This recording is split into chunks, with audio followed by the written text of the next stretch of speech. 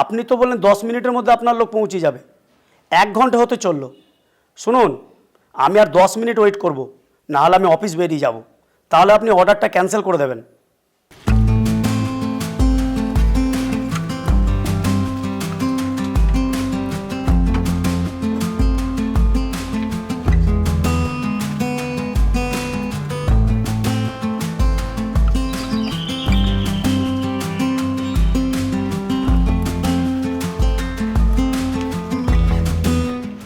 এটা কি আসার সময় হলো?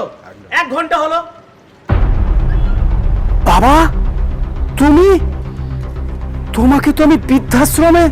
আপনি ভুল করছেন, হয়তো আমি আপনার বাবার মতন দেখতে, আমার কিন্তু কোনো ছেলে নাই। এই নিন আপনার অর্ডার, আমার পেমেন্টটা করে দিন, আমাকে এক্ষুনি যেতে হবে।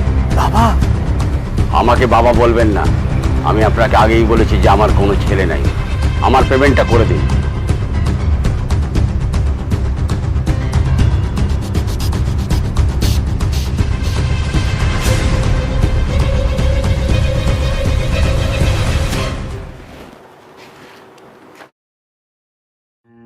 বাবা, আমি আপনাকে আবার বলছি, আমার কোনো ছেলে নাই, আমাকে বাবা বলে ডাকবেন না। আমায় ক্ষমা করে দাও বাবা। তোমায় বৃদ্ধাশ্রমে দিয়ে আমি একটিবারও খোঁজ নিইনি যে তুমি কেমন আছো। ও, তার মানে আপনি আপনার বাবাকে বৃদ্ধাশ্রমে রেখে দিয়েছে এই বিশাল বড় বাড়িটার মধ্যে ছেলে বউ নিয়ে নিশ্চিন্তে দিন কাটাচ্ছেন। একটা বৃদ্ধ বাবাকে বৃদ্ধাশ্রমে না রেখে এই বিশাল বড় বাড়িটার এক কোণে রেখে দিলে খুবই অসুবিধা হতো বোধ হয়। না বাবা, আমি ভেবেছিলাম।